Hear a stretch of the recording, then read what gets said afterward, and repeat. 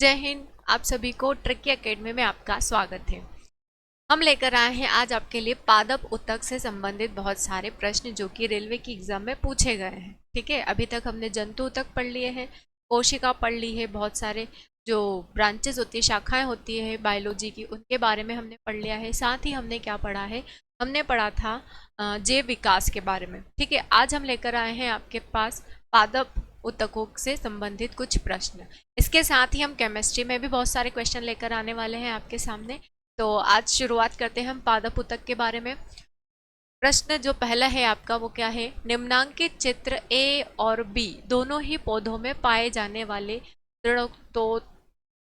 तृणोतकों, हिंदी में थोड़े जो नाम है वो थोड़े डिफिकल्ट होते हैं, उसके उसके बजाय इंग्लिश वाले जो नाम होते हैं वो काफ़ी इजी होते हैं।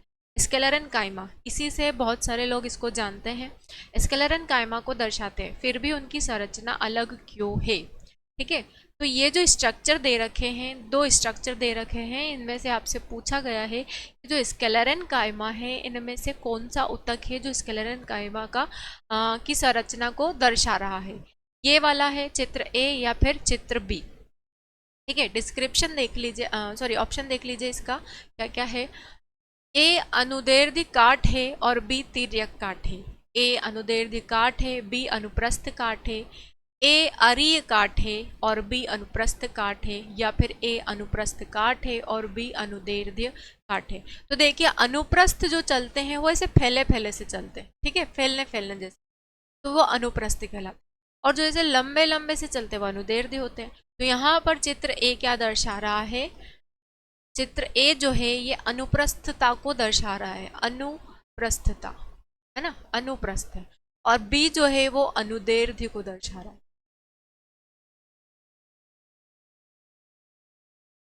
अनुदैर्ध्य को। ठीक है, यहीं से क्लियर हो रहा है, अनुदैर्ध्य को दर्शा रहा है। तो यहाँ पर जो ऑप्शन डी है हमारा वही सही होगा। स्केलेरन कायमा जो होता है ये सरल उत्तकों का ही एक प्रकार होता है। सरल उत्तक के प्रकार होते हैं, तो वो उसमें ही क्या होता है, स्केलेरन कायमा होता है एक प्रकार। ठीक है, जैसे कि उत्तकों के प्रकार में हम पढ़ते हैं विभोज्यतक उत्तक और स्थायी उत्तक। और स्थायी उत्तक में जो सरल उत्तक होता है वो 3 प्रकार का होता है, पैरेनकाइमा, स्केलेरनकाइमा और कॉलेनकाइमा। तो ये जो है ये सरल उत्तक का ही एक प्रकार है। ठीक है, प्रश्न में दिए गए चित्र ए और बी दोनों ही पौधों में पाए जाने वाले स्केलेरनकाइमा को दर्शा रहे हैं, है ना, परंतु इनकी संरचना अलग अलग है। कुछ फैले हुए से हैं जो अनुप्रस्थ कहलाएंगे, कुछ वर्टिकली जा रहे हैं जो क्या कहलाएंगे, अनुदैर्ध्य कहलाएंगे। चित्र ए स्केलेरन के अनुप्रस्थ काट में एवं चित्र बी अनुप्रस्थ अनुदैर्ध्य काट को प्रदर्शित करता है। कोलेजन की परिपक्व कोशिकाएं निर्जीव होती है, यानी कि स्केलेरन काइमा में क्या होता है, कोलेजन की जो सेल्स होती है वो कैसी होती है, डेड सेल होती है। इसकी कोशिकाओं में प्रायः भित्तियों पर लिग्निन लिग्निन लिग्निन जो होता है एक पिगमेंट होता है। ठीक है, लिग्निन क्या होता है, एक पिगमेंट होता है, पदार्थ जमा होता है जिसमें मस्ट कोशिकाएं होती है। कोशिका भित्ति अधिक मोटी हो जाती है। इसका काम पौधों को यांत्रिक शक्ति प्रदान करना। यांत्रिक शक्ति यानी कि जो पौधे स्ट्रेट खड़े होते हैं ना और हवा चलती तो इस तरीके से मूवमेंट होता है, तो वो यांत्रिक सपोर्ट के लिए क्या होता है, लिग्निन होता है। नेक्स्ट क्वेश्चन, यह 2 प्रकार के होते हैं, तृणोतक रेशे और तृण कोशिकाएं। क्वेश्चन नहीं है, डिस्क्रिप्शन है उसी का, कंटिन्यू कर रहे हैं। गौरतलब है कि अनुप्रस्थ काट में तृणोतक रेशों का जो आकार होता है वो कैसा होता है, रेशों का आकार होता है बहुभुजी, आयताकार या गोल हो सकता है। या दृढ़ कोशिकाएं आकार में कैसी होती है, सपेशी या अनियमित या छोटी हो सकती है। तो यहाँ से भी क्वेश्चन बनते हैं कि जो दृढ़ोतक उत्तक होते हैं इनमें रेशों का आकार कैसा होता है। तो रेशों का आकार यहाँ कैसा है, बहुभुजी, मतलब बहुत सारी शाखाएं निकल जाती है उसमें, और ये आयताकार भी हो सकते हैं और गोल भी हो सकते हैं। ठीक है, जैसा कि आपने देखा होगा स्ट्रक्चर में, यहाँ देखो ये कैसा दिख रहा है, गोल दिखाई दे रहा है। ठीक है, और ये इस तरीके से दिखाई दे रहा है, तो ये किसी भी रेक्टेंगल शेप में दिखाई दे रहा है। तो ये गोल भी हो सकती है और आयताकार भी हो सकती है। ठीक है। और जो कोशिकाएं होती है वो कैसी होती है, अनियमित आकार की होती है, किसी भी आकार की हो सकती है, लेकिन कैसी होती है, छोटी होती है। तो ये पूछा जा सकता है कि स्केलेरन कायमा में रेशों का जो संरचना होती है रेशों की वो कैसी होती है, तो गोल होती है और आयताकार होती है। और जो कोशिकाएं होती है वो कैसी होती है, अनियमित आकार की होती है और छोटी होती है। ठीक है। नेक्स्ट क्वेश्चन है, पुराने जाइलम ओल्ड जाइलम में किस प्रकार के अपशिष्ट उत्पादों का संग्रहण किया जाता है, संग्रहित या संग्रहण किया जाता है। वृद्धि संवर्धक पदार्थ, रेजिन और गोंद, यूरिक अम्ल, अमोनिया, यूरिया या फिर अमीनो अम्ल। तो देखिए जो पुराना जाइलम होता है उसमें रेजिन और गोंद होता है। ठीक है, क्या होता है उसमें, रेजिन और गोंद होता है। गोंद जो होता है अपशिष्ट पदार्थ के रूप में निकलता है पेड़ में से, और उसी को हम यूज करते हैं खाने के हिसाब से, या उसकी मेडिसिन वगैरह भी बन जाती है, आयुर्वेदिक दवाइयों में भी उसका प्रयोग होता है। ठीक है, तो ये जो होते हैं ये अपशिष्ट पदार्थ होते हैं। रेजिन भी अपशिष्ट पदार्थ होता है और गोंद भी अपशिष्ट पदार्थ होता है। डिस्क्रिप्शन देखो, पुराने जाइलम में रेजिन और गोंद जैसे होते हैं अपशिष्ट पदार्थ जो कि संग्रहित होते हैं, एक समय पर ही ये निकलते हैं। ठीक है, जाइलम एक ऐसा जटिल ऊतक है, जाइलम जो होता है कॉम्प्लेक्स टिश्यू का ही एक टाइप होता है। ठीक है, जैसे कि अगर हम देखें कि ऊतक कितने प्रकार के होते हैं, तो ऊतक दो प्रकार के होते हैं, एक होता है विभोज्यतक ऊतक और एक होता है स्थायी ऊतक। विभोज्यतक ऊतक दो प्रकार का होता है और स्थायी ऊतक जो होते हैं ये भी कितने प्रकार के होते हैं, दो प्रकार के, एक होता है सरल और एक होता है जटिल। तो यहाँ पर जो जाइलम होता है, जाइलम और फ्लोएम जो होते हैं वो जटिल ऊतक के अंतर्गत आते हैं। तो जाइलम जल संवहन में भूमिका निभाता है, और साथ में जो फ्लोएम होता है वो जितने भी प्रकार के पोषक तत्व होते हैं, भोजन होता है, उसके परिवहन में भूमिका निभाता है। ठीक है, यहाँ पौधों में जाइलम होता है। नेक्स्ट क्वेश्चन है इसका, पादपों में अपशिष्ट उत्सर्जन की प्रक्रिया के संबंध में इनमें से कौन सा कथन सही है। पादपों में अपशिष्ट उत्सर्जन, ठीक है, अपशिष्टों का बाहर निकलना के संबंध में कौन सा कथन सही है। पादप मिट्टी में अपशिष्ट पदार्थों का उत्सर्जन नहीं, गलत है ये। ठीक है, कार्बन डाइऑक्साइड प्रकाश संश्लेषण में उत्पन्न एक अपशिष्ट उत्पाद है, ये भी गलत है। पादपों में अतिरिक्त जल को स्थानांतरण द्वारा निकाल दिया जाता है, ये भी गलत है। कुछ पौधों में अपशिष्ट उत्पाद रॉल या रेजिन के रूप में संचित होते हैं, ये सही रहेगा। ऑप्शन डी इसका सही आंसर होगा, ऑप्शन डी।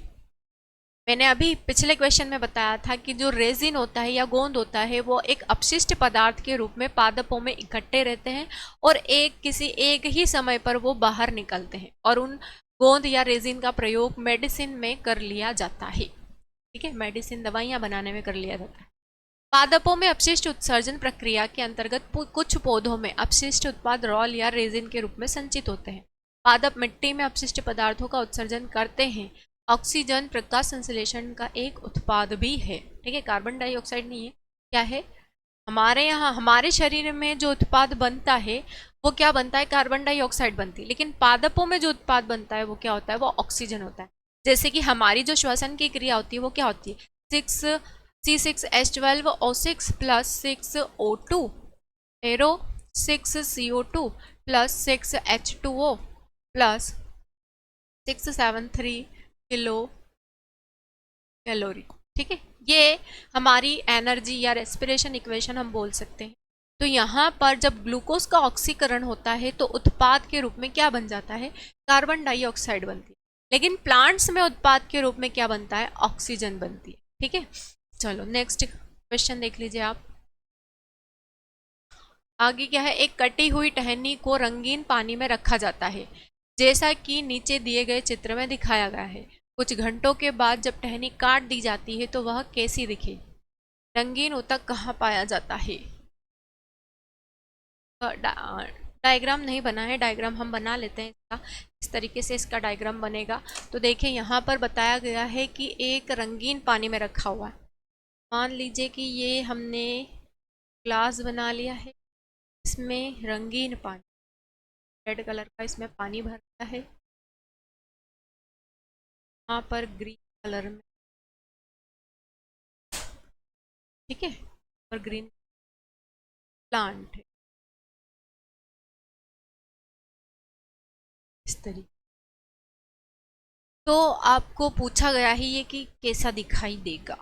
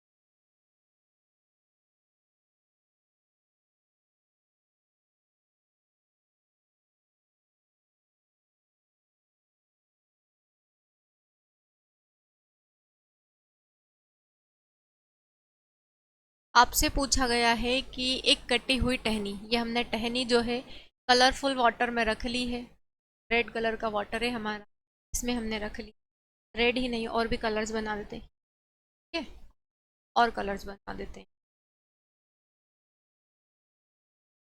ये कलरफुल वाटर हो गया, इसमें एक टहनी रख दी गई है और आपसे पूछा गया है कि वो बाद में कुछ घंटों के बाद में वो किस तरीके से दिखाई देगी, ठीक है, वो टहनी किस तरीके से आपको दिखाई देगी, ये आपसे पूछा गया है।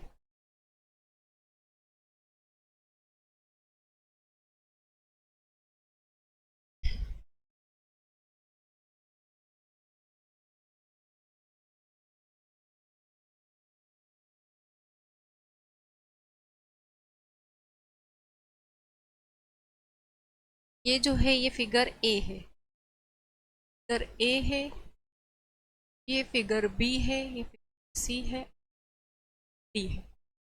अब देखिए, जब आप कोई टहनी कलरफुल वाटर में या ग्लास में रख देते हैं तो उस समय क्या होता है कि बहुत सारे कलर्स मिक्सअप हो जाते हैं, ठीक है, मिक्सअप होने के कारण जो टहनी का जो कलर होता है काफ़ी डार्क हो जाता है, तो वो कुछ समय के बाद में आपको कैसी दिखाई देगी। ऑप्शन ए इसका सही आंसर होगा, ठीक है, ऑप्शन ए इसका सही आंसर होगा, बिल्कुल डार्क कलर में दिखाई देगी, बिल्कुल डार्क कलर की, ठीक है। डिस्क्रिप्शन देखो आप इसका, चित्र ए की तरह, चित्र सी की तरह, चित्र डी की तरह या चित्र बी की तरह, तो आपका सही आंसर क्या आएगा, चित्र ए की तरह। डिस्क्रिप्शन में क्या आएगा, एक कटी हुई टहनी को रंगीन पानी में रखा जाता है, जैसा कि नीचे दिए गए चित्र में दिखाया गया है, कुछ घंटों के बाद में टहनी काट दी जाएगी तो वह चित्र ए की तरह दिखाई देगी, जबकि बहुत डार्क कलर की वो दिखाई देगी, ठीक है। चलो नेक्स्ट क्वेश्चन देखेंगे हम, प्रैक्टिकल करके देख लेना घर पर, ज़रूर आपको ऐसा दिखाई देगा। कुछ चीज़ें अगर समझ में नहीं आती ना तो आप खुद ही जो चीज़ें बुक्स वगैरह में दे रखी होती है उस तरीके से आप प्रैक्टिकल करके भी देख सकते हैं। पौधों की पत्तियों द्वारा तैयार भोजन को फ्लोएम के माध्यम से पौधों के किन भागों तक पहुंचाया जाता है। केवल बीज और विभोज्यतकों, विभोज्यतक क्या होता है, उतक होते हैं, केवल जड़ों और बीजों तक, केवल जड़ों और फलों तक, या फिर जड़ों, बीजों, फलों और विभोज्यतकों तक। तो इसका जो सही आंसर आएगा ऑप्शन डी। जो फ्लोयम होता है, फ्लोयम में क्या होते हैं, सारे के सारे पोषक तत्व होते हैं, न्यूट्रिएंट्स होते हैं। जिस तरीके से हमारी बॉडी में न्यूट्रिएंट्स पूरी तरीके से सर्कुलेट होते रहते हैं, वैसे भी तो सारे ऑर्गन्स में हमारे सर्कुलेट होते रहते हैं ना न्यूट्रिएंट्स, वैसे ही प्लांट्स में भी न्यूट्रिएंट्स सर्कुलेट होते रहेंगे। जितने भी पोषक तत्व है पूरे के पूरे ही प्लांट में, सारे प्लांट ऑर्गन्स में क्या होंगे, परिसंचरित होते रहेंगे। तो यहाँ पर जड़ भी आएगा, बीज भी आएंगे, फल भी आएंगे और सभी ऊतक भी आएंगे। तो ऑप्शन डी इसका सही आंसर होगा। डिस्क्रिप्शन देखो आप इसका, पौधों की पत्तियों द्वारा तैयार भोजन को फ्लोएम के माध्यम से पौधों के जड़ों, बीजों, फलों और विभोज्यतकों तक पहुंचाया जाता है। फ्लोएम संवहनी पौधों में पाया जाने वाला परिवहन तंत्र के रूप में कार्य करने वाला एक जटिल ऊतक होता है। मैंने बताया था ना आपको कि जो ऊतक होते हैं, पादप ऊतक, पादप ऊतक कितने होते हैं, पादप ऊतक, पादप ऊतक दो प्रकार के होते, एक होता है विभोज्यतक, विभोज्यतक, दूसरा होता है स्थायी, परमानेंट। भोज्यतक को कहा जाता है मेरिस्टेमेटिक।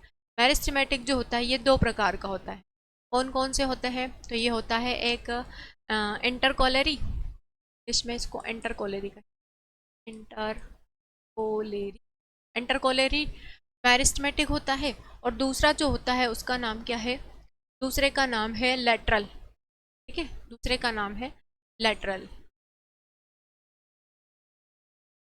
ठीक है। स्थायी जो होते हैं ये भी दो प्रकार के होते हैं, एक होते हैं सरल, दूसरे होते हैं जटिल, जटिल। सरल जो होते हैं ये तीन प्रकार के होते हैं, कौन से तीन होते हैं, तो ये होते हैं पैरेन्काइमा,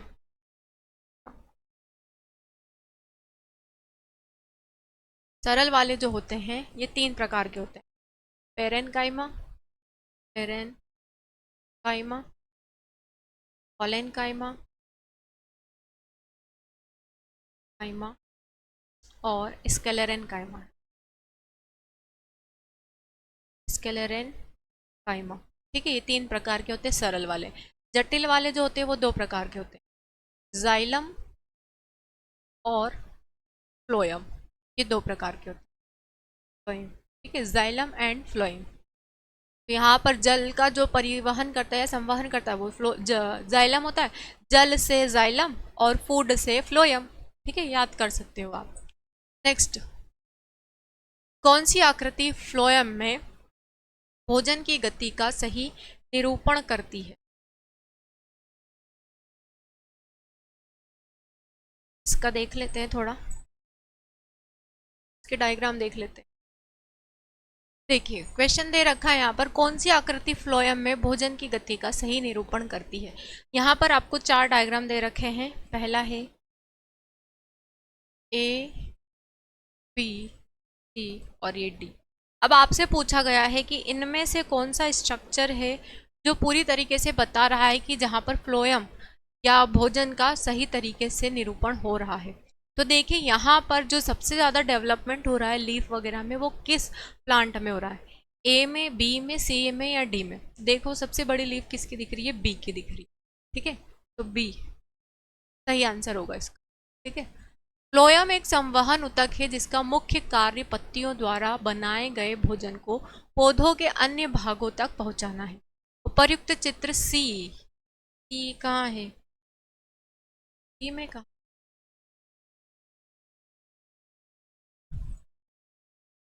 सी में नहीं आएगा, वो बी में आएगा। ठीक है, तो बी आएगा ना, इसका सही आंसर आएगा। वहाँ पर मिस प्रिंट या शायद डायग्राम ऊपर नीचे हो गए हो, डायग्राम को ऊपर नीचे कर लो।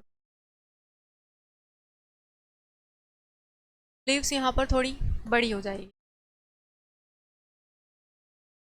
इस तरीके से, इसको थोड़ा छोटा कर ले।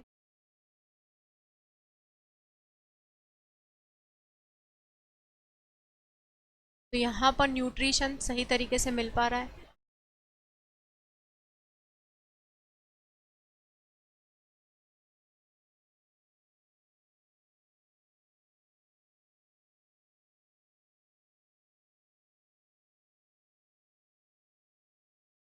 ठीक है, तो इसका सही आंसर क्या हो जाएगा? ऑप्शन सी आ जाएगा।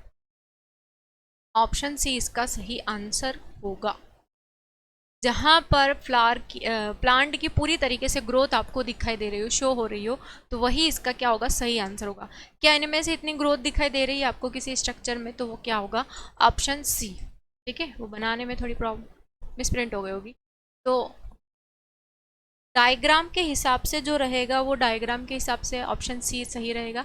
यहाँ पर ऑप्शन नहीं दे रखे हैं तो आप इसके ऊपर ध्यान न दें। ठीक है, आप डायग्राम की तरफ ध्यान दें तो डायग्राम में जो सी नंबर का जो डायग्राम है उसका सही आंसर होगा।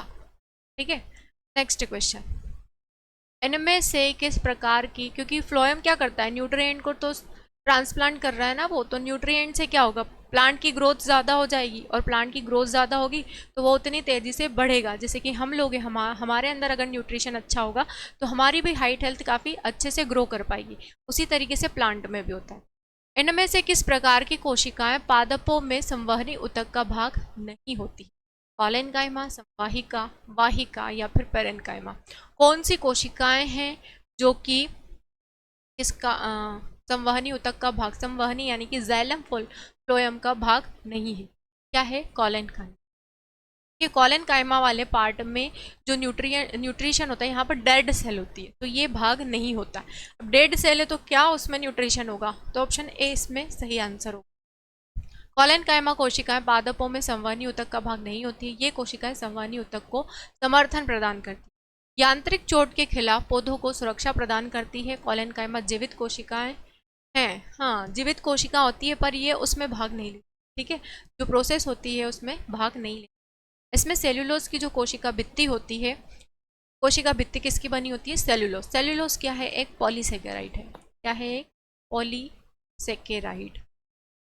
पॉलीसेकेराइड क्या होता है? पॉलीसेकेराइड होता है एक कार्बोहाइड्रेट, कार्बोहाइड्रेट, और इसी का बना होता है क्या? सेल वॉल, कोशिका भित्ति। कोशिका भित्ति को कहते हैं सेल वॉल। कॉलेनकाइमा की कोशिका जीवित ही होती है, लेकिन ये किसके लिए काम करती है? यांत्रिक चोट के खिलाफ पौधों की सुरक्षा के लिए। ठीक है, यांत्रिक चोट कैसे? कि अगर कोई बच्चा है, किसी ने प्लांट की पत्ती तोड़ दी, उसकी आइट साइड से उसकी ब्रांचेस तोड़ दी है, तो वो फिर से जनरेट हो जाती है। इसके लिए क्या होता है, कॉलन कायमा है। नेक्स्ट क्वेश्चन, फ्लोएम के माध्यम से परिवहन के बारे में निम्नलिखित में से कौन सा कथन असत्य है।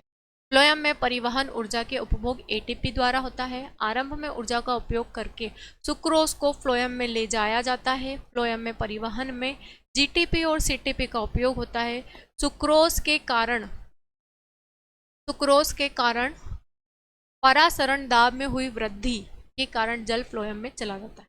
तो देखिए इसका जो सही आंसर आएगा वो क्या आएगा, फ्लोएम में परिवहन जीटीपी और सीटीपी का उपयोग होता है। ठीक है, ऑप्शन सी इसका सही आंसर होगा। कैसे होगा, देखो डिस्क्रिप्शन में भी इतना ही दे रखा है कि जीटीपी और सीटीपी का उपयोग करके ही परिवहन होता रहेगा। परिवहन यानी कि उसमें सारा फूड, जितने भी न्यूट्रिएंट्स है वो सारे फ्लो होते रहेंगे।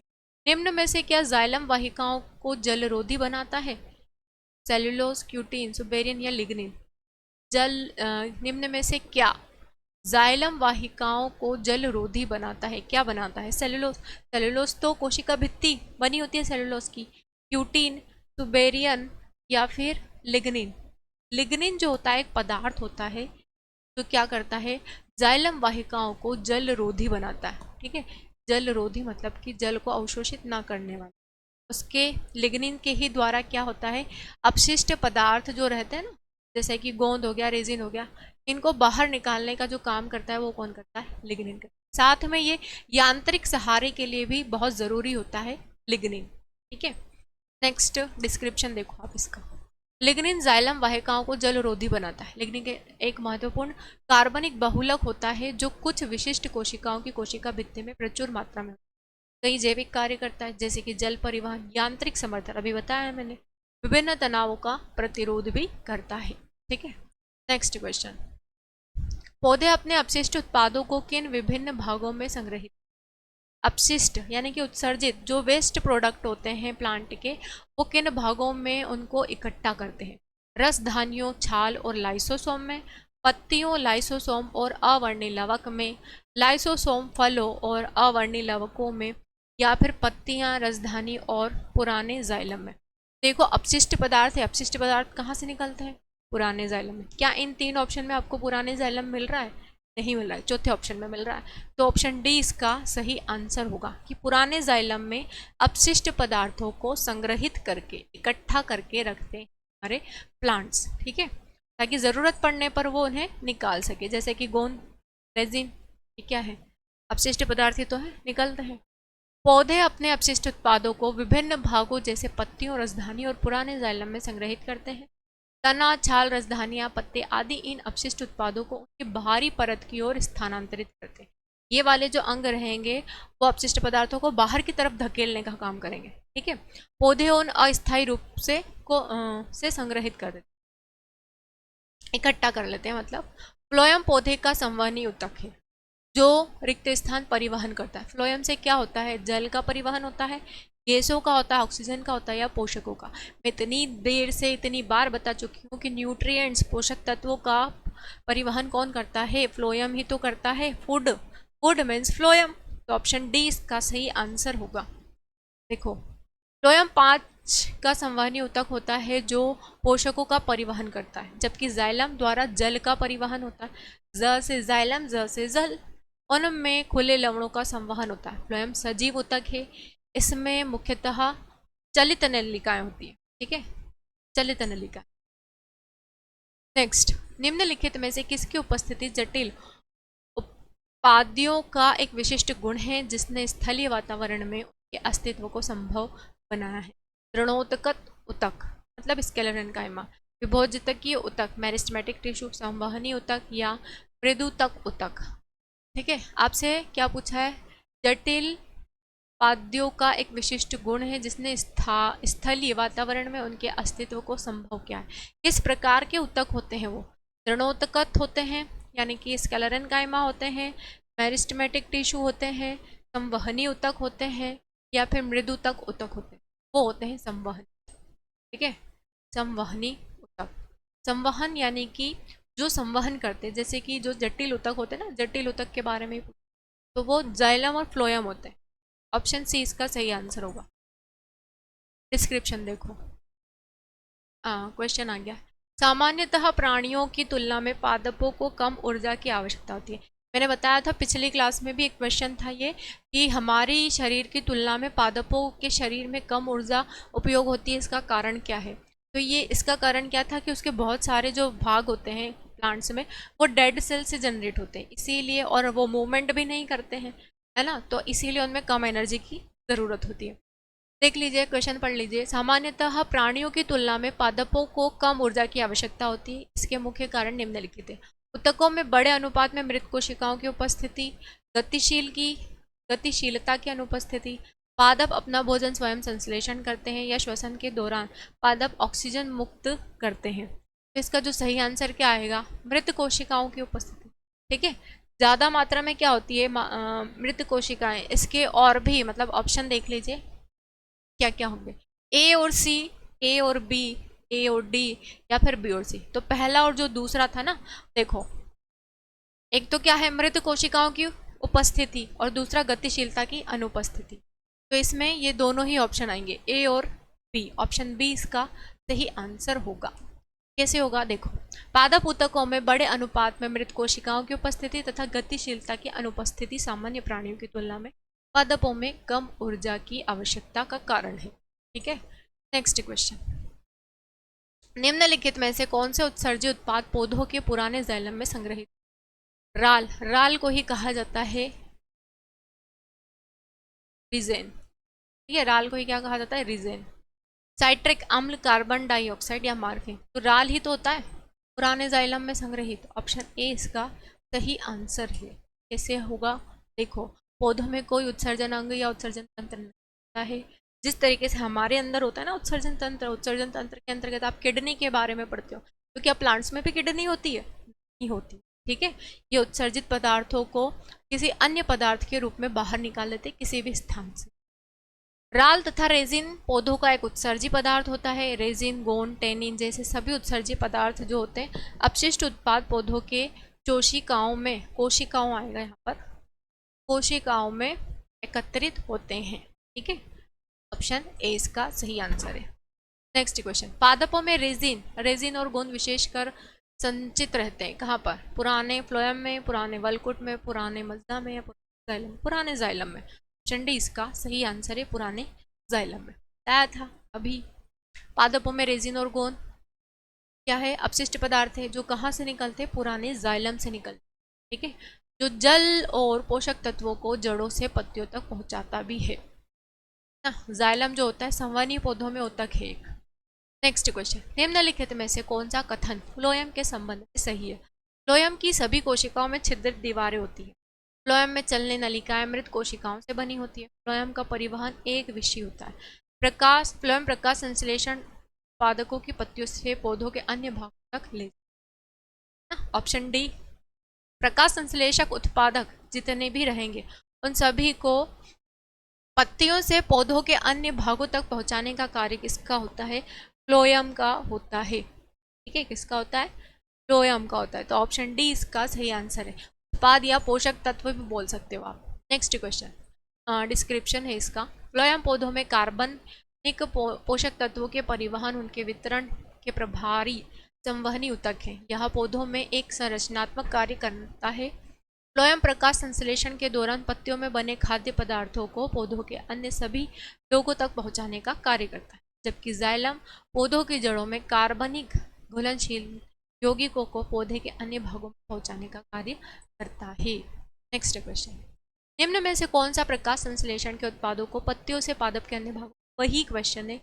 कोलेनकाइमा, द्रणोतक या जाइलम या फ्लोएम। फ्लोएम ही है, अभी पढ़ा 3 बार आ गया है। ऑप्शन डी इसका सही आंसर है ना। खनिज और जल का कौन करता है, जाइलम करता है, और भोजन और पोषक तत्वों का कौन करता है, फ्लोएम करता है। Next question.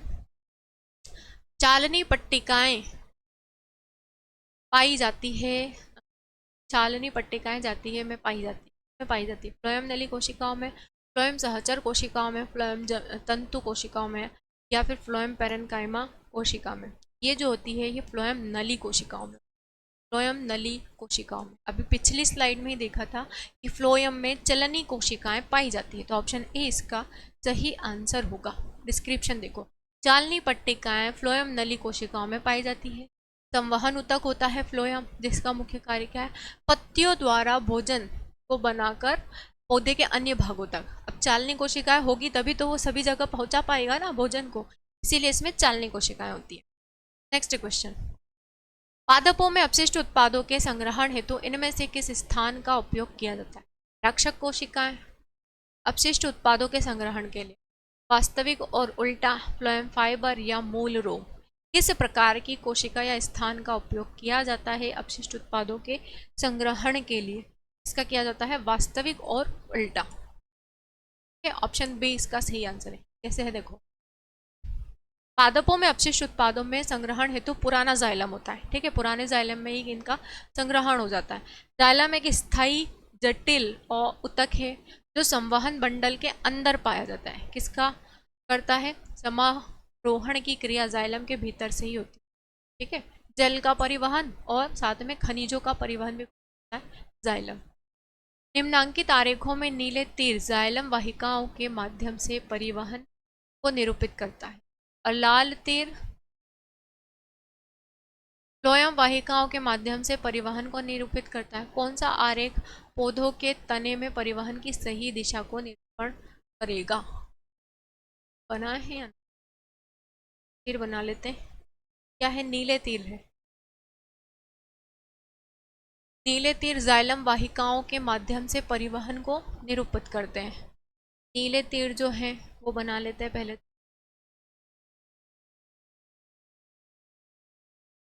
ये हो गया ए,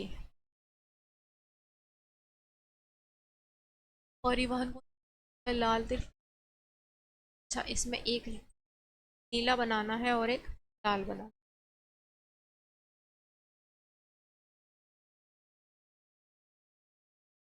पहले मैं सारे नीले,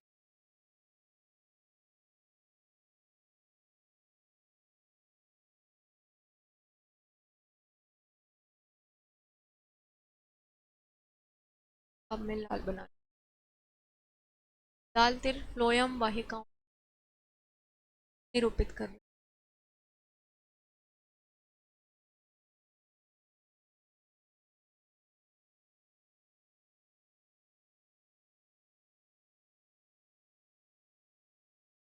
स्ट्रक्चर इसमें वाले को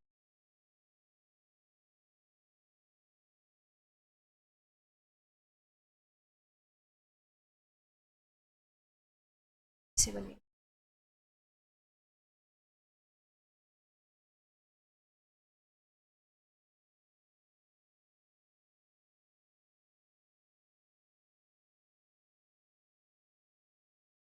सी, ठीक है। ब्लू वाला जो है ये क्या है, ये नीले तीर जो है ये जाइलम वाहिकाओं को निरूपित कर रहा है, मतलब ये शो कर रहा है जाइलम को। और जो रेड वाला है वो किसको शो कर रहा है, ये फ्लोएम को शो कर रहा है। तो आपसे पूछा गया है कि फ्लोएम वाहिकाओं के माध्यम से परिवहन को निरूपित करते हैं, तो कौन सा आरेख है जो पौधे के तने में परिवहन की सही दिशा को निरूपित करता है, ठीक है। अब जाइलम का वर्क क्या होता है कि पूरा मतलब ऊपर से नीचे तक आप पौधे में पानी डालते हो, ऊपर से जाता है फिर धीरे धीरे, तो जाइलम तो इस तरीके से वर्क कर रहा है। फ्लोएम में एक ही डायरेक्शन में क्या वर्क करेगा, क्या नहीं करेगा। फिर जाइलम ऊपर की तरफ जा रहा है, जड़ से ऊपर तने की तरफ जा रहा है, और फ्लोएम दोनों साइड जा रहा है, ठीक है। तब जड़ से होते हुए पौधे के सभी भागों में जा रहा है फ्लोएम, ठीक है। यहाँ जाइलम ऊपर जा रहा है और फ्लोएम नीचे की तरफ जा रहा है, यानी कि ऊपर से नीचे की तरफ फ्लोएम ट्रांसपोर्ट हो रहा है। यहाँ पर जाइलम दोनों साइड हो रहा है और फ्लोएम भी दोनों साइड। तो जो सही इसका आरेख होगा वो क्या होगा। ऑप्शन देखो आप इसके, चित्र डी, चित्र बी, चित्र ए या फिर चित्र सी, क्या होगा इसका सही आंसर। तो चित्र बी इसका सही आंसर होगा, ठीक है, चित्र बी, ऑप्शन बी इसका सही आंसर होगा। चित्र बी इसका सही आंसर होगा। कैसे होगा, यहाँ पर चित्र बी जो है फ्लोएम नीचे से जा रहा है ऊपर की तरफ, यहाँ नीचे भी कुछ संचित रहा है और फिर धीरे धीरे होकर ऊपर की तरफ भी संचित हो रहा है। तो ये क्या है, ये सही तो है, फ्लोएम का यही तो कार्य होता है ना। तो आगे बढ़ते हैं हम। जल का क्या है, जल धीरे धीरे ऊपर नीचे बढ़ता जाता है, लेकिन फ्लोएम संचित भी रहता है, फूड को थोड़ा प्रिजर्व करके भी रखता है, इकट्ठा करके रखता है। तो यही काम होता है फ्लोएम का। डिस्क्रिप्शन देख लो आप इसका। जाइलम वाहिकाएं पादप की जड़ों में ऊपर पत्तियों की ओर जल और खनिज के परिवहन का कार्य करती है, जो मैंने आपको बताया था। और फ्लोएम वाहिकाएं पादपों के शीर्ष आकार तक भोजन का स्थानांतरण करती है, तो नीचे जड़ से लेकर पूरे शीर्ष भाग तक स्थानांतरण करती है। अतः बी आरेख पादप के तने एवं परिवहन की सही दिशा का निरूपण करता है। नेक्स्ट क्वेश्चन है, जाइलम का इनमें से कौन सा घटक जल के परिवहन से कार्य नहीं करता है? कौन सा घटक है जो जल के परिवहन से कार्य नहीं करता? जाइलम मृदुतक, जाइलम वाहिनिया, वाहिनिकाएं, जाइलम तंतु या जाइलम वाहिकाएं? इसका जो सही आंसर आएगा वो क्या आएगा? जाइलम तंतु। ठीक है, ऑप्शन सी। ऑप्शन सी इसका सही आंसर होगा, जाइलम तंतु। ठीक है, तंतु सही तो जल का परिवहन नहीं हो पाता है। क्या होता है? जल का परिवहन नहीं हो पाता है। जाइलम जटिल उतक का उदाहरण है, बताया था मैंने। जाइलम जो होता है जटिल उतक के अंतर्गत दो होते हैं, जाइलम और फ्लोएम। तो ये जटिल उतक का उदाहरण है। यह मूल रूप से पानी और खनिज लवणों को तने तथा पत्तियों तक पहुंचाने के लिए होता है। ये चार उतकों वाहिकाएं, जाइलम तंतु तथा जाइलम पैरेन्काइमा से मिलकर बना होता है। इन सब से मिलकर बना होता है। ठीक है, जाइलम तंतु की भित्ति जो होती है मोटी होती है, इसी के कारण क्या होता है, इसकी जो केंद्रिका होती है वो विलुप्त हो जाती है और जल के परिवहन में ये कार्य नहीं कर पाता है। इसकी जो भित्ति होती है ना, ये बाहर की जो लेयर होती है, आउटर लेयर जो होती है वो काफ़ी हार्ड होती है, जिसके कारण पानी इसके अंदर नहीं जा पाता है और ये पानी को स्थानांतरित या परिवहन करने में सहयोग नहीं कर पाता है। ठीक है, नेक्स्ट क्वेश्चन। रूट रिक्त स्थान, रूट एपेक्स की लगातार विभाजित होने वाली कोशिकाओं द्वारा दर्शाया गया है। अंकुरण, परिपक्वता, हार्मोनल या मेरिस्टेमेटिक। रूट जो होता है वो किस में आता है? मेरिस्टेमेटिक टिश्यू में आता है।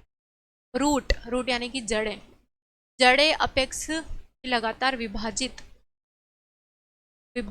होने वाली कोशिकाओं द्वारा दर्शाया जाता है। मेरिस्टेमेटिक विकास यानी कि विभोजतक तक के माध्यम से। ठीक है, तो ऑप्शन डी इसका ही आंसर होगा। नेक्स्ट क्वेश्चन देखो, डिस्क्रिप्शन भी देख लो। मेरिस्टेमेटिक विकास रूट एपेक्स की लगातार विभाजित होने वाली कोशिकाएं होती है। विभोजतक ऊतक कोशिकाओं के ऐसे समूह होते हैं जिसमें विभाजित करने की क्षमता पाई जाती है, चीज़ों को विभाजित करने की। जैसे कि एक शाखा है, इन शाखा को और विभाजित करने का काम जो होता है वो किसका होता है? मेरिस्टेमेटिक टिश्यू का होता है। ठीक है, बहुत सारी इधर से और शाखाएं निकल गई है, ये मेरिस्टेमेटिक टिश्यू के अंतर्गत आती है। चलो नेक्स्ट क्वेश्चन। नारियल के छिलके में मौजूद कौन सा ऊतक उसे कठोर और दृढ़ बनाता है? ठीक है, कौन बनाता है दृढ़ और कठोर? पैरेन्काइमा, स्क्लेरेन्काइमा, रक्षी कोशिका या फिर कॉलेन्काइमा? का जो सही आंसर आएगा वो क्या आएगा? स्क्लेरेन्काइमा। ऑप्शन बी इसका सही आंसर होगा, ऑप्शन बी स्क्लेरेन्काइमा। ठीक है, स्क्लेरेन्काइमा। नेक्स्ट क्वेश्चन, डिस्क्रिप्शन देख लो। स्क्लेरेन्काइमा ऊतक नारियल के छिलके में मौजूद होता है जो उसे कठोर और दृढ़ बनाता है। दृढ़ यानी कि एकदम सॉलिड बना देता है। जाइलम के कौन से तत्व मृत कोशिकाओं से बने होते हैं और फिर भी पौधों में जल और खनिजों के परिवहन के लिए उत्तरदायी होते हैं? वाहिनी और जाइलम मृदुतक, वाहिका और जाइलम मृदुतक, वाहिनिका और वाहिनिका और जाइलम तंतु। जाइलम के कौन से तत्व मृत कोशिकाओं से बने होते हैं और फिर भी पौधे में जल और खनिज के परिवहन में उत्तरदायी होते हैं? का जो सही आंसर आएगा वो क्या आएगा? वाहिनी और वाहिका, वाहिनिका और वाहिका। ऑप्शन सी इसका सही आंसर होगा। अभी बताया था पिछले क्वेश्चन में कि इन चीज़ों से मिलकर बना होता है जाइलम। जाइलम चार अलग अलग प्रकार की कोशिकाओं से बना होता है। वाहिनी, वाहिकाएं, वाहिनिका, वाहिकाएं, जाइलम तंतु और गारू या जाइलम मृदुतक, है ना। इसमें जो जीवित कोशिका होगी वो क्या होगा? जाइलम पैरेन्काइमा का होगा। ठीक है, या जाइलम वाहिनी और वाहिकाएं। नेक्स्ट क्वेश्चन, पौधों में विभोजतक ऊतक की कोशिकाएं एक ऐसी प्रक्रिया से गुजरती है जिसमें वे विभाजित होने की क्षमता खो देती तथा एक स्थायी आकृति और आकार ग्रहण और एक विशिष्ट कार्य करने के लिए विशेषीकृत हो जाती हैं। इस प्रक्रिया को किस नाम से जाना जाता है? पुनर्जनन, विभेदन, प्रचुरोद्भवन या विकास। इस नाम से जाना जाता है इस पूरी प्रक्रिया को। इस प्रक्रिया को जाना जाता है विभेदन के नाम से। ठीक है, ऑप्शन बी इसका सही आंसर आएगा, विभेदन। फिर से पढ़ लो, विभोजतक ऊतक है, विभाजित होने की क्षमता है उसमें, लेकिन स्थायी आकृति और आकार ग्रहण कर लेती है, एक विशिष्ट कार्य करने के लिए विशेषीकृत हो जाती है। इस प्रक्रिया को किस विभेदन से। डिस्क्रिप्शन देखो, पौधों में विभेदन, डिफरेंशिएशन, एक ऐसी प्रक्रिया है जिसके द्वारा विभोजतक ऊतक की कोशिकाएं एक ऐसी प्रक्रिया से गुजरती है जिसमें वे विभाजित होने की क्षमता खो देती है, एक स्थायी आकृति और आकार ग्रहण कर लेती है। उदाहरण के लिए है श्वास नली तत्वों के निर्माण के समय प्रोटोप्लाज्म का खो देना या खो जाना। नेक्स्ट क्वेश्चन, एक लंबा वृक्ष अपने अपशिष्ट उत्पादों को कहाँ संग्रहित कर सकता है? पुराने जाइलम, पुरानी जड़ों, अंतरकोशीय अंतरालों या फिर छाल के ऊतक में। कहाँ पर इकट्ठा करके रखता है एक लंबा वृक्ष? ये रखता है पुराने जाइलम में, हार्डवुड में। ठीक है, पुराने जाइलम में संग्रहित करके रखता है अपने अपशिष्ट पदार्थों को। अपशिष्ट पदार्थ नाम आ जाए मतलब पुराने जाइलम से संबंधित है वो। ठीक है, किससे संबंधित है? पुराने जाइलम से। पुराने जाइलम में सारे अपशिष्ट पदार्थ संचित रहते हैं या इकट्ठे रहते हैं। डिस्क्रिप्शन देख लो आप इसका, एक लंबा वृक्ष अपने अपशिष्ट उत्पादों को कहाँ रखता है? पुराने जाइलम में संग्रहित कर सकता है। जाइलम एक संवहनी ऊतक होते हैं जो कि पानी और विघटित खनिजों को जड़ से अवशोषित कर शेष पौधे तक पहुंचाते हैं। ठीक है, नेक्स्ट क्वेश्चन, किसी पादप में मोटी कोशिका भित्ति वाली एक ऐसी कोशिकाएं हमें कहाँ मिल सकती है? बाह्य त्वचा में, जाइलम में, विभोजतक ऊतक में या फिर फ्लोएम में। कहाँ मिलती है हमें एक मोटी कोशिका भित्ति वाली कोशिकाएं? कैसी होती है मोटी का कोशिका भित्ति वाली कोशिकाएं? देख लो आप,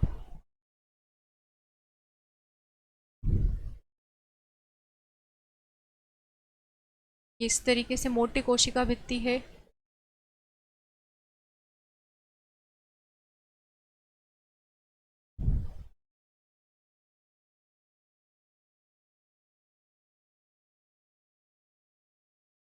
इस तरीके से, तो ये जो होती है किस भाग में पाई जाती है ये आपसे पूछा गया है। मोटी कोशिका भित्ति वाली जो कोशिकाएं होती है हमें किस भाग में मिलती है? हमें मिलती है फ्लोएम वाले भाग में। इसका जो सही आंसर आएगा वो फ्लोएम आएगा। क्यों होती है इसकी मोटी कोशिकाएं? ताकि भोजन को संचित करने में वो कोशिकाएं इधर उधर ना चली जाए, इसीलिए, या परिवहन करने में उसमें कुछ मतलब उस मार्ग में कोई टूट फूट ना हो जाए, इसीलिए क्या होती है वो थोड़ी मोटी होती है। किसी पादप में मोटी कोशिका भित्ति वाली ऐसी कोशिकाएं हमें फ्लोएम में मिल सकती है। फ्लोएम कार्बनिक पोषक तत्वों के परिवहन और वितरण के प्रभारी संवहनी ऊतक हैं। फ्लोएम सिग्नलिंग अणुओं का मार्ग भी है, इसीलिए इनकी जो संरचना या कार्य होता है काफ़ी मजबूत होना चाहिए, इसीलिए मोटी होती है। ठीक है, मृदु ऊतक, पैरेन्काइमा टिश्यू, पौधे में सामान्यतः पाया जाने वाला सरल स्थायी ऊतक है। कुछ पौधों में इसे हरित ऊतक और वायु ऊतक क्यों कहा जाता है? ऑप्शन देखो इसके, हरित ऊतक, इनमें प्रकाश संश्लेषण के लिए पत्तियां, क्लोरोफिल पाया जाता है। वायु ऊतक, इनमें वायु अवकाश होते हैं और ये तैरने में उनकी सहायता करते हैं। हरित ऊतक यह पौधे को सहारा देते हैं और इनमें प्रकाश संश्लेषण के लिए पत्तियों में क्लोरोफिल पाया जाता है। या फिर हरित ऊतक, इसमें वायु अवकाश होता है और ये तैरने में उनकी मदद करता है। वायु ऊतक यह यांत्रिक सहारा या सहायता प्रदान करता है। तो इसका जो सही आंसर आएगा वो क्या है? क्या होगा इसका सही आंसर? हरित लवक जो होगा वो क्लोरोफिल के लिए होगा, तो ऑप्शन ए इसका सही आंसर होगा। ठीक है, ऑप्शन ए जो रहेगा ना वो इसका सही आंसर होगा कि हरित ऊतक जो रहेंगे इसमें प्रकाश संश्लेषण के लिए पत्तियों में क्लोरोफिल पाया जाता है और वायु ऊतक पैरेन्काइमा, इसमें वायु अवकाश होते हैं और ये तैरने में उनकी सहायता करता है। यही आपका सही आंसर होगा। डिस्क्रिप्शन भी देख लो आप इसका, पैरेन्काइमा एक प्रकार का सरल स्थायी ऊतक है पैरेन्काइमा। स्थायी ऊतक के अंतर्गत दो होते हैं, है ना, उसमें एक होते हैं सरल और दूसरे होते हैं जटिल। तो जो सरल वाले होते हैं वो क्या होते हैं, पैरेन्काइमा, स्क्लेरेन्काइमा और कोलेन्काइमा। तो पैरेन्काइमा एक प्रकार का सरल स्थायी ऊतक है, ठीक है। पौधों में जमीन के ऊतकों का एक बड़ा हिस्सा बनाता है, जहां अन्य पैरेन्काइमा ऊतक एक संवहनी ऊतक एम्बेडेड हो जाते हैं, जुड़ जाते हैं। वे गैर संवहनी होते हैं, कोशिका और सरल जीवित और अविभाजित कोशिकाओं से बने होते हैं। कोलेरेन्काइमा विशिष्ट पैरेन्काइमा होते हैं, इसमें कोलेरेन्काइमा वर्णक होते हैं, और एरेन्काइमा विशेष पैरेन्काइमा होते हैं, इसमें बड़े वायु स्थान होते हैं। बड़े वायु स्थान यानी कि बहुत बड़े बड़े इसमें एयरपोर्ट्स होते हैं, ठीक है, जो पौधों को ऊपर तैरने में मदद कर दे। पौधों द्वारा उत्सर्जित होने वाले अपशिष्ट उत्पाद गोंद और रोल पौधे के किस भाग से संग्रहित होते हैं? फिर से पूछ लिया है, ये क्वेश्चन काफ़ी बार रिपीट हो गया है। पुराने जाइलम में। ऑप्शन सी इसका सही आंसर है, पुराने जाइलम में। पौधों द्वारा उत्सर्जित पौधे होने वाले अपशिष्ट उत्पाद गोंद और रोल पौधे के पुराने जाइलम में संग्रहित होते हैं। जाइलम पौधों में पाया जाने वाला संवहनी ऊतक है। जाइलम पादपों में जल के संवहन में प्रमुख भूमिका निभाता है। निम्नांकित चित्र पौधे में फ्लोएम ऊतक के काट को दर्शाता है। कौन सा नामांकन छिद्रित दीवारों वाले उस भाग को दर्शाता है जो परिवहन में सहायक है?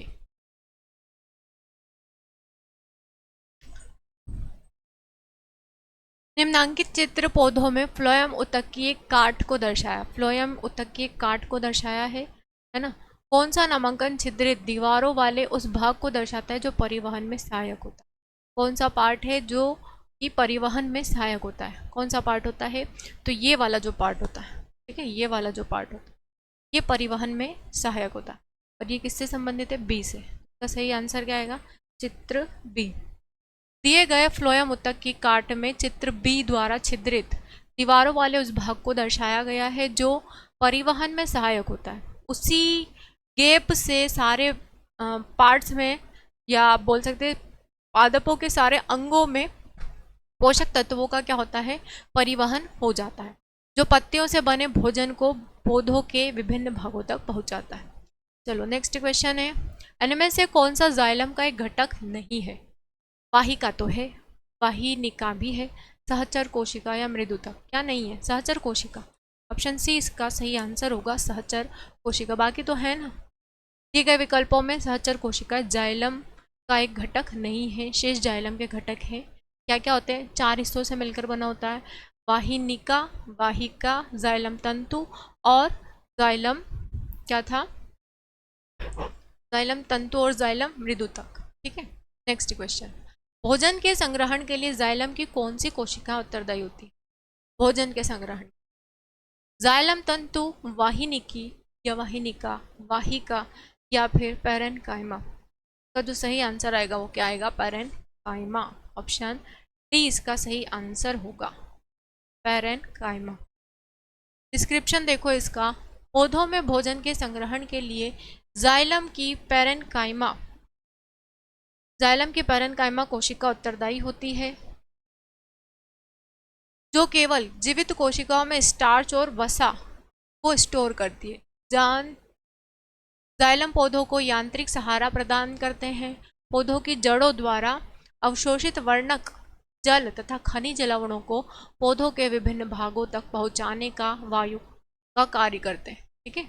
इसे जल संवहन ऊतक भी कहते हैं। अंततः भूमि का जल परासरण दबाव द्वारा पौधों के मूल रोमों तक पहुंचता है। तो मिट्टी में से जो जल जाता है पौधों के मूल रोमों तक पहुंच जाता है, और उन मूल रोमों से पौधे के बाकी के सारे भागों में जाता है। नेक्स्ट क्वेश्चन, पादपों में उत्सर्जन की प्रक्रिया के संबंध में इनमें से कौन सा कथन गलत है? अपशिष्ट उत्पाद पुराने जाइलम में रोल, रेजिन तथा गोंद के रूप में संचित होते हैं।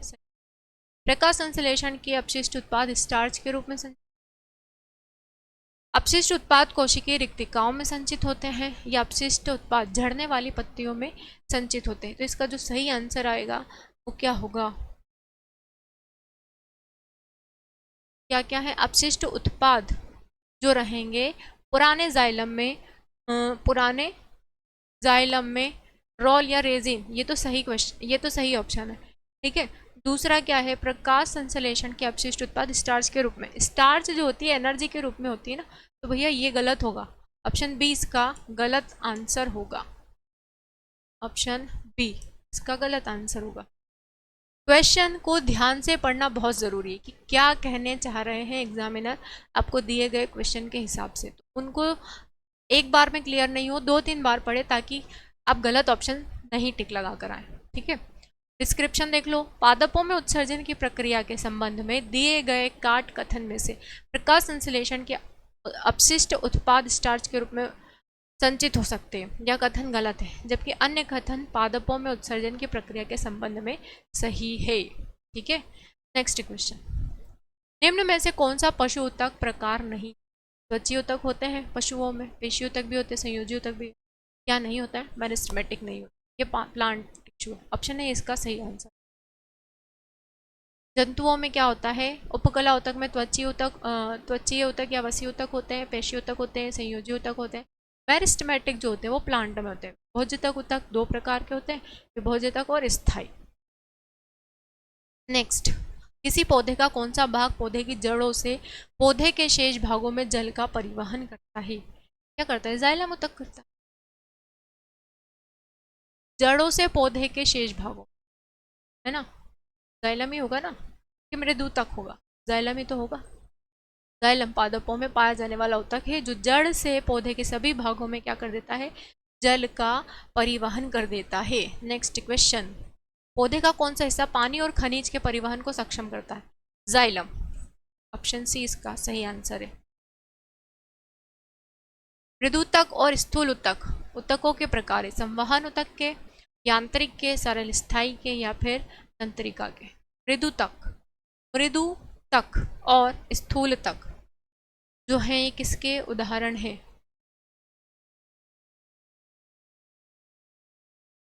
मृदुतक और स्थूलतक ऊतकों के प्रकार क्या होते हैं? संवहन के होते हैं, यांत्रिक के होते हैं, सरल स्थायी के होते हैं, या फिर तंत्रिका ऊतक के होते हैं। तो ये जो होते हैं किसके होते हैं? स्थायी ऊतक के। सरल स्थायी ऊतक में क्या होता है? 2 प्रकार के ऊतक होते हैं सरल स्थायी में, विभोज्यतक होता है, और विभोज्यतक को कहा जाता है इंटरकोलेरी, और दूसरा होता है लेटरल जिसको कहा जाता है स्थूल ऊतक। ठीक है, ये 2 प्रकार के होते हैं। ऑप्शन सी इसका सही आंसर होगा।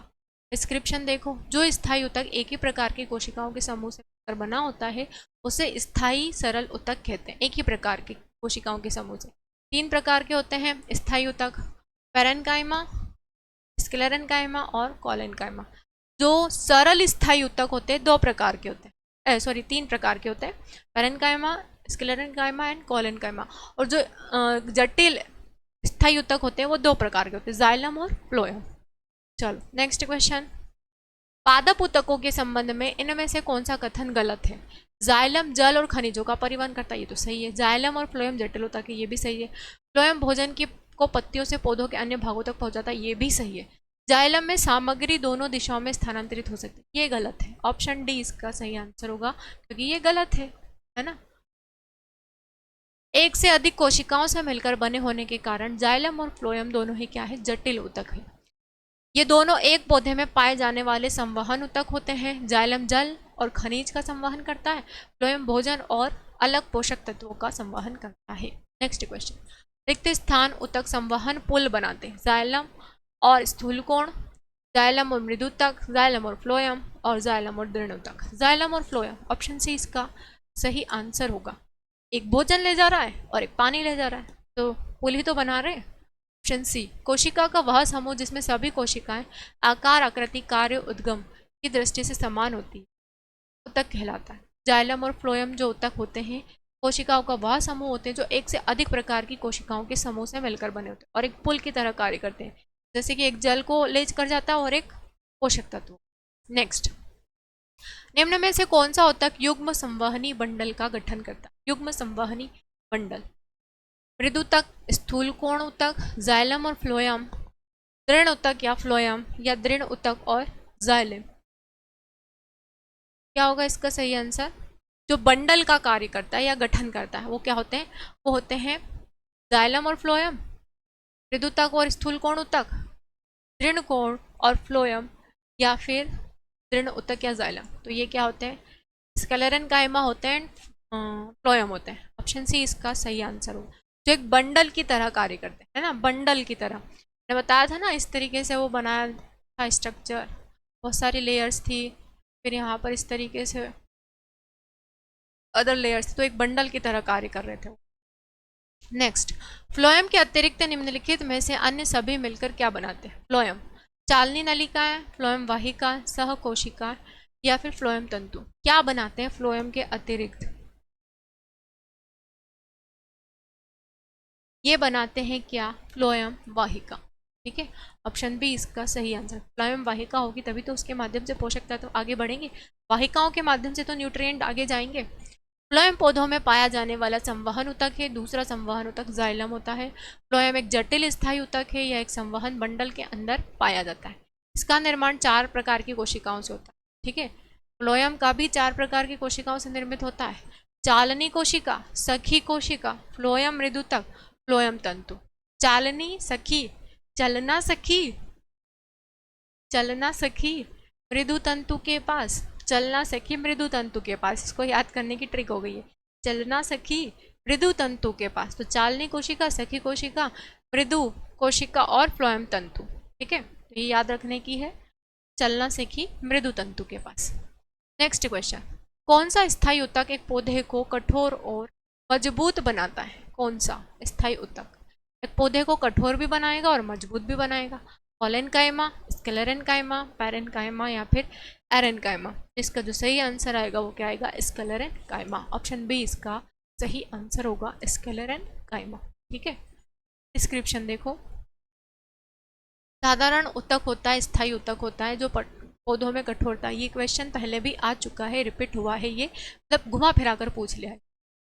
स्थूल कोण ऊतक की कोशिकाएं केंद्रयुक्त, लंबी, अंडाकार और बहुभुजी, जीवित तवा, रस धानी युक्त होती है। ठीक है, ऊतक पौधों को यांत्रिक सहारा प्रदान करते हैं। स्क्लेरेनकाइमा जो होते हैं ना, यांत्रिक सहारे के लिए होते हैं। मृदुतक, पैरेनकाइमा जो होते हैं एक सरल स्थायी ऊतक होते हैं। इस ऊतक में सघन और जीवित प्रोटोप्लाज्म और केंद्रक पाया जाता है। एपिडर्मिस के रूप में पौधे के संरक्षण का कार्य करता है और इसमें तैरने के लिए गुहिका यानी कि कैविटीज रहती है जो मृदुतक के बीच में पाई जाती है। इस प्रकार के मृदुतक को वायुतक या एरेनकाइमा कहते हैं, जो वायुतक भी कहलाता है, वायु से संबंधित है। इसीलिए निम्नलिखित में से कौन सा पौधों की बाह्य त्वचा का कार्य नहीं है? पौधों को संरक्षित रखना, रोमों की सहायता से वायु की स्थिर रोधन परत को तैयार करना, वाष्पोत्सर्जन को नियंत्रित करना या फिर प्रकाश संश्लेषण करना। बाह्य त्वचा का कार्य नहीं होता है, वो क्या है? प्रकाश संश्लेषण का कार्य। प्रकाश संश्लेषण का कार्य करना किसका कार्य होता है? पत्तियों का कार्य, पत्ती और तने का, लेकिन बाह्य परत का ये कार्य नहीं होता है। नेक्स्ट क्वेश्चन, स्थायी ऊतकों के निर्माण के लिए एक स्थायी संरचना, आकार और क्रिया अपनाने की प्रक्रिया को क्या कहा जाता है? विभेदन, एकीकरण, विरचन या फिर फटीकरण? विभेदन। ठीक है, क्या कहा जाता है? विभेदन कहा जाता है। क्वेश्चन पढ़ो फिर से। स्थायी ऊतक के निर्माण के लिए एक स्थायी संरचना, आकार और क्रिया अपनाने की प्रक्रिया ही क्या कहलाती है? विभेदन कहलाती है। फिर से रिपीट हुई है, पिछले एक क्वेश्चन में पूछी गई थी कि स्थायी ऊतकों के निर्माण के लिए या स्थायी संरचना, आकार और क्रिया अपनाने के लिए क्या प्रक्रिया की जानी चाहिए? विभेदन करना चाहिए। विभेदन यानी कि जो हम प्लांट लगाते हैं और काफ़ी इधर उधर चले जाते हो तो उसको सही शेप में कटिंग वगैरह कर दी जाती है, उसको सही आकार प्रदान कर दिया जाता है, उसी को कहा जाता है विभेदन। इससे क्या होता है? प्लांट्स और ज़्यादा ग्रो करते हैं, है ना, प्लांट जो रहेंगे उनमें और ज़्यादा ग्रोथ होगी उनकी। रिक्त स्थान की कोशिकाएं कोनों पर अनियमित रूप से मोटी होती है। स्थूल कोण ऊतक, कॉलेनकाइमा, पैरेनकाइमा, स्क्लेरेनकाइमा या एरेनकाइमा? किस प्रकार के ऊतकों की जो अनियमित जो कोशिकाएं हैं वो कोनों पर अनियमित रूप से मोटी होती है? कौन से प्रकार के होते हैं? वो होते हैं कॉलेनकाइमा। ऑप्शन ए, कॉलेनकाइमा का हिंदी नाम है स्थूल कोण ऊतक। पैरेनकाइमा का है मृदु ऊतक, दृढ़ ऊतक और वायु ऊतक। ठीक है, ये नाम थोड़े डिफिकल्ट होते हैं पर एग्जाम में पूछ लिए जाते हैं कभी कभी। क्या है, बिल्कुल शुद्ध हिंदी वाले नाम दे दिए जाते हैं पूरी तरीके से कंफ्यूज, तो इसीलिए दोनों ही नाम आपको याद रखना जरूरी है। स्थूल कोण कोलेनकाइमा, स्थूल कण कोलेनकाइमा, मृदु मृदु पैर पेरेनकाइमा, दृढ़ स्केलर है, दृढ़ स्केलर है, वायु एरन, एरन से वायु हो गया। नेक्स्ट डिस्क्रिप्शन देखो, पौधे में लचीलेपन का गुण स्थायी ऊतक, स्थूल कोण ऊतक के कारण होता है। यह पौधे के विभिन्न भागों में बिना टूटे हुए लचीलापन लाता है, यांत्रिक सहायता भी प्रदान करता है। जैसे हवा चली, प्लांट से लहरा है, तो हो सकता है तेज हवा चली तो गिर भी जा सकते हैं, तो ये जो यांत्रिक सहारा प्रदान करता है ये कौन करता है?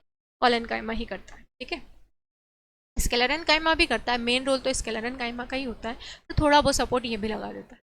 लचीलेपन के कारण क्या है कि पेड़ टूटेंगे नहीं, वो ऐसे ऐसे ऐसे ऐसे हिलते रहेंगे बस, है ना, जो छोटे रहेंगे।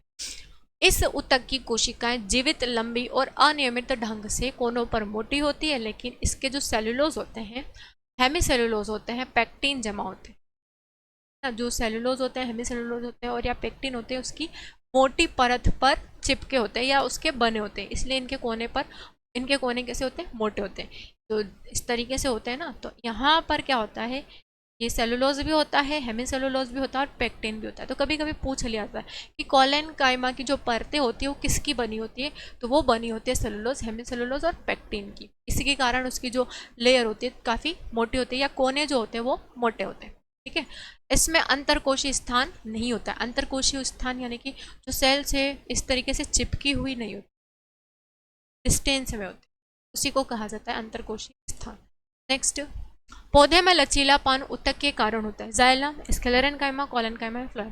कोलेनकाइमा के कारण, ऑप्शन सी इसका सही आंसर होगा, कोलेनकाइमा। अभी हमने पिछली स्लाइड में देखा ही था कि कोलेनकाइमा है जिसके कारण क्या होगा, लचीलापन आ जाता है, इस तरीके से हवा में मूव करते रहते। कोलेनकाइमा इसका सही आंसर। चलिए आज की क्लास में इतना काफ़ी है। ठीक है, अगली क्लास में फिर और भी नए नए क्वेश्चनों के साथ में हम आपके सामने हाजिर होंगे, और वो क्वेश्चन भी किससे संबंधित होंगे? पादप ऊतक से ही संबंधित होंगे। ठीक है, तो अगली क्लास में हम फिर मिलते हैं। और अगर आपको हमारा पढ़ाया हुआ अच्छा लगा तो प्लीज़ हमारे चैनल को ज़्यादा से ज़्यादा लाइक करें, शेयर करें, सब्सक्राइब करें और बने रहें ट्रिकी अकेडमी के साथ में, क्योंकि अब की बार है आरआरबी पार, है ना, इसीलिए आपको रेलवे की एग्ज़ाम क्लियर करनी है। तो बने रहें आप ट्रिकी अकेडमी के साथ में। ट्रिकी अकेडमी लेकर आया है आपके लिए टॉपिक वाइज प्रीवियस ईयर के क्वेश्चन पेपर, है ना, क्वेश्चन लेकर आया, पेपर नहीं, आप क्वेश्चन देखिए। तो इन क्वेश्चन से आपको काफ़ी हेल्प मिलेगी। डिस्क्रिप्शन भी दे रखा है, ताकि डिस्क्रिप्शन से और नए क्वेश्चन अगर बनते हैं तो उसमें आपको काफ़ी फ़ायदा हो जाएगा। तो बने रहें आप ट्रिकी अकेडमी के साथ में। बार फिर मुलाकात होगी नए टॉपिक्स, नए क्वेश्चनों के साथ में। जय हिंद, धन्यवाद।